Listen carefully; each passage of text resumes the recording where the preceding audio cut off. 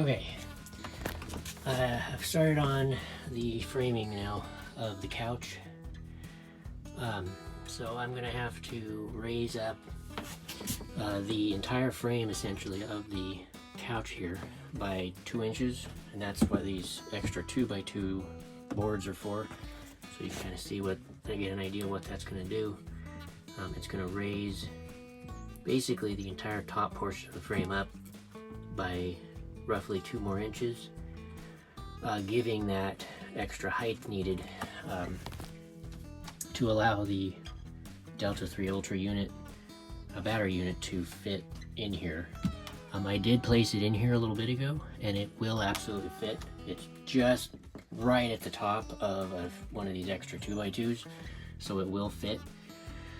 And then because I cannot put another cross member board here, like so, because it's going to hit the bottom of it, what I'm going to modify this to do is I'm going to put a little, right here, put a little leg essentially on the opposite side of the battery, and then run from this side to the opposite side, and then screwing this top down into that little leg to give this section here, the middle section, some extra support, because obviously you cannot just leave this open with no cross member board in there, because otherwise someone goes to sit on here and then you fall through it essentially because there's no support. So that's kind of the idea.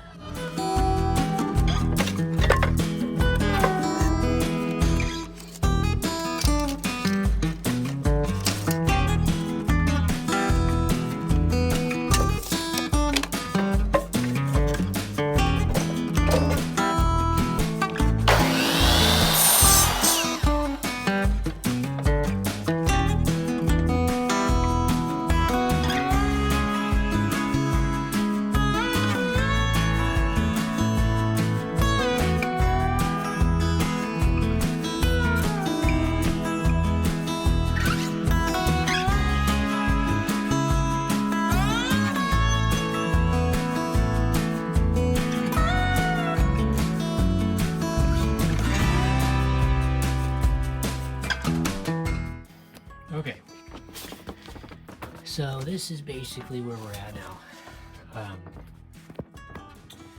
I've got basically the top most portion of the framing done.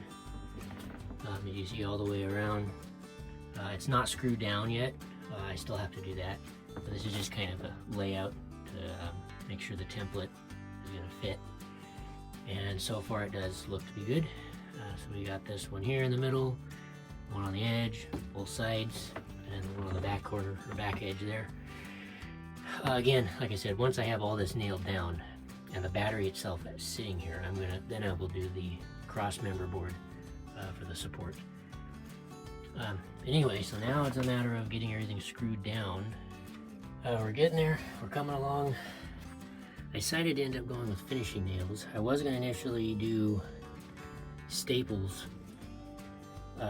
along the edges here. However,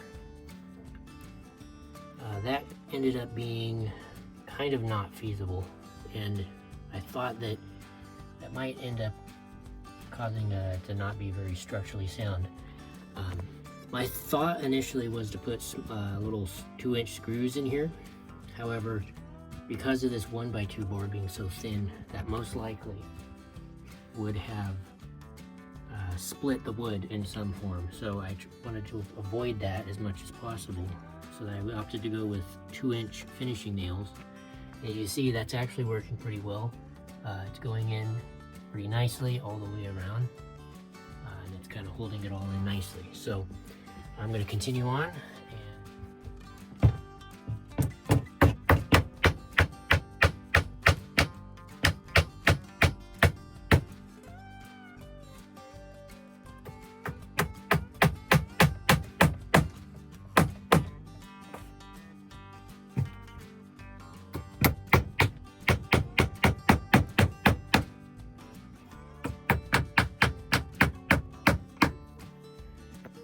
So another thing I had to do to modify things in here a little bit, So there's 3 of these little kind of seam trim pieces. I actually had to cut with a razor blade up about 2 or 3 inches to make room for this board on the bottom, as well as make room for this top piece of plywood to slide up over top of this whole piece, because that plywood is what will slide over this entire section, and then the couch cushion will set on top of that. So again, I had to modify and take off a little bit of that trim piece and the trim piece in this back corner. The one in this other back corner, however, I didn't have to modify that. It kind of just fit just fine. Yeah, so that's a little bit of a modification that had to be done. So now what I'm going to do is get the battery unit and set it down in here. I'm going to kind of sweep out this floor because it's got some sawdust and stuff everywhere, but I'm going to set the battery unit down in here. And once it's in here, then I'm going to start doing the measurements for getting that cross member board in. All right, another little thing here. I've now added a couple of eye bolts to this little bit of a support beam here, one on either side, because my plan with that is once the battery unit is in here, is I'm going to either use a tie down strap or a bungee cord or some other kind of like a strap type of a thing with a hook on the end to hook onto this and wrap around the battery, just to kind of somewhat hold it in place and hopefully not allow it to want to slide around in this compartment too much. Okay, so now we're pretty much done, almost done. So I just have to finish buttoning up this cross member beam, but it's mostly in there, and then like I was saying, I've got this little leg kind of in the middle here to help support that.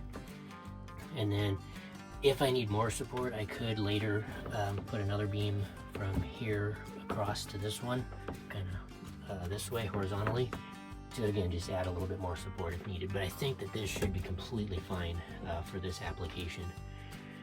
So yeah, that's where we're at. This is the battery. It is in, again, this is the Delta 3 Ultra unit, which is, I believe it's a 3 kilowatt hour battery capacity. But again, the primary reason I got this, if I can get the camera down in here, you can see right there, it has a 30 amp outlet, and this trailer, as you can see here, has a 30 amp outlet connection. So yeah, that's why this particular unit works so well. And it also has 4 AC outlets if I wanted to plug some extension cords or something into that, if I needed to, or I could run them outside or something, or whatever. So we are essentially done now. So this support beam is now in. I've got it locked in with a mending plate here and a couple of angle brackets, a couple on the sides, one on the bottom as you can see, and the leg screwed in here on the top and on the bottom as well. And then same thing on this other side, you got a mending plate and angle brackets to again hold it all together. Next thing to do is just get this plywood piece set up on here. All it is a free sitting piece of plywood. It doesn't get screwed down. That's so you can open this and get access to this area at any point when needed. So the couch is now put back together, which this is also a bed. It can be a bed. You just take this back cushion off, and then you leave this bottom one here. You can just sleep on this as well. And then the other thing that I did is I installed this phone here. It's an old iPhone SE that I've had in my drawer, not being used for basically anything. So what I ended up doing is running a wire underneath the couch and plugging into the inverter of the battery, and then running a power cord, a lightning, Apple, whatever, power cord up through the side here, plugging into this phone. And then I have it just velcroed to the wall, so I can just keep it there all the time. And what this will allow me to do, I can just push the button and it immediately opens into the EcoFlow app, and I can immediately start to monitor and see all the metrics about the battery. The inputs, outputs, percentage, basically everything right from here. All right, so I am now 100% completed with the install of the EcoFlow Delta 3 Ultra battery in my RV travel trailer. And this little horseshoe light up sign, kind of neon sign thing, I've also got directly plugged into one of the USB ports down there.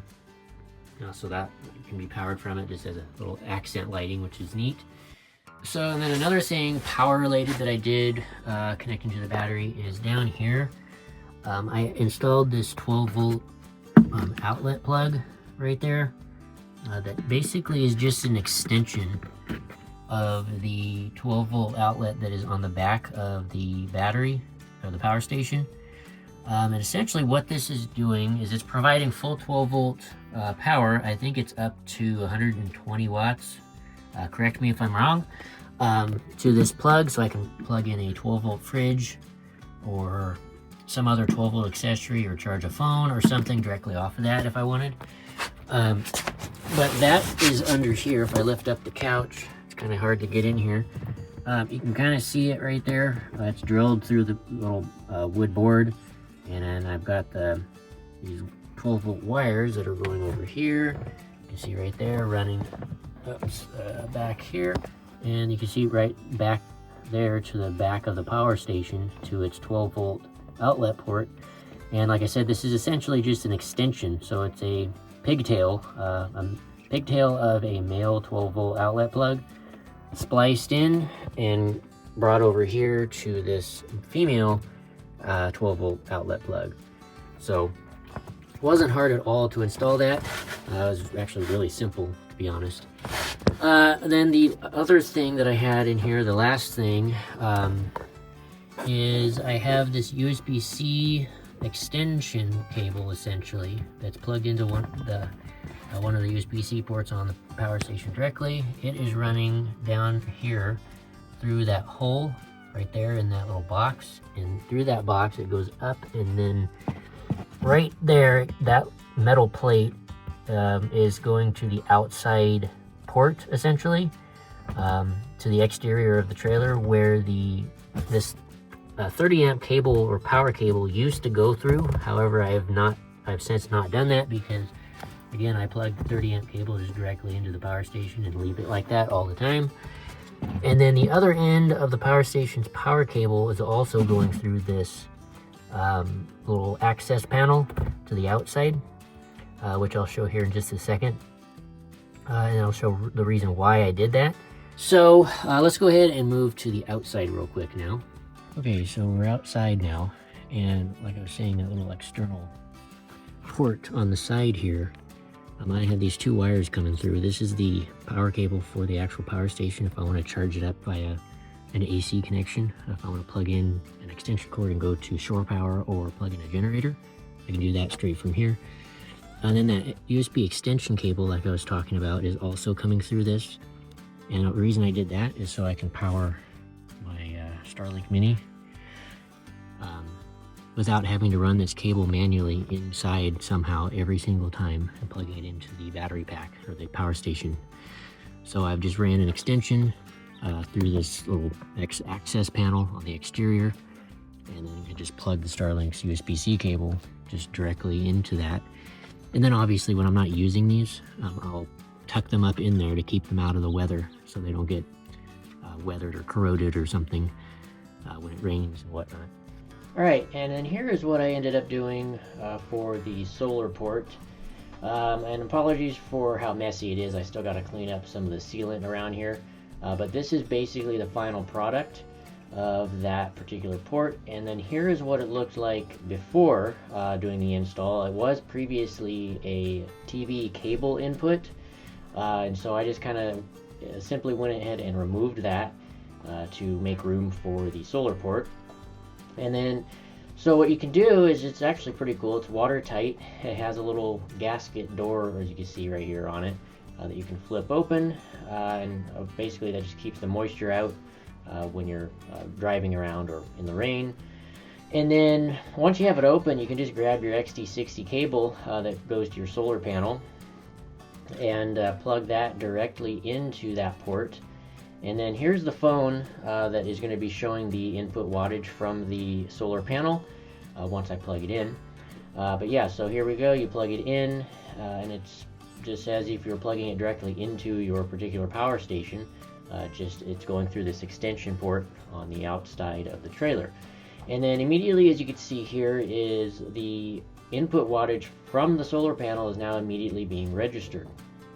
So right now it's only getting about 30 to 40 watts because the solar panel is in kind of an awkward, not ideal position. And then, so here is the actual panel that is currently generating that power. This is just an extra residential panel that I had lying around. It's rated at 325 watts. And then again, here's the cable that I just have running underneath the trailer to the opposite side to a MC4 adapter cable, essentially, which then just directly connects into the solar panel. So that's that. That is obviously not the one that I'm going to be using permanently. It'll be a smaller one. Then here is the inside of what this looks like. So the little XT60 cable comes through that hole in the exterior wall, and again it just uses that same hole that was already there, which is great. And then I'm just simply running it across the floor basically, and running it alongside here, the side of the power station. And if I get up back here, it then directly connects into that XT60 solar port on the back of the power station. So this is going to come in here really handy and make it much easier to connect the solar panel. And then when you want to remove the panel or the cable or whatever, you just have to simply pull it out like so, and then put that little dust and or waterproof cover back over the plug, and you're good to go. So that is basically the install of the exterior XT60 solar connection for my off-grid solar setup on my RV trailer. That is basically what I've done with the Delta 3 Ultra involved with my RV travel trailers.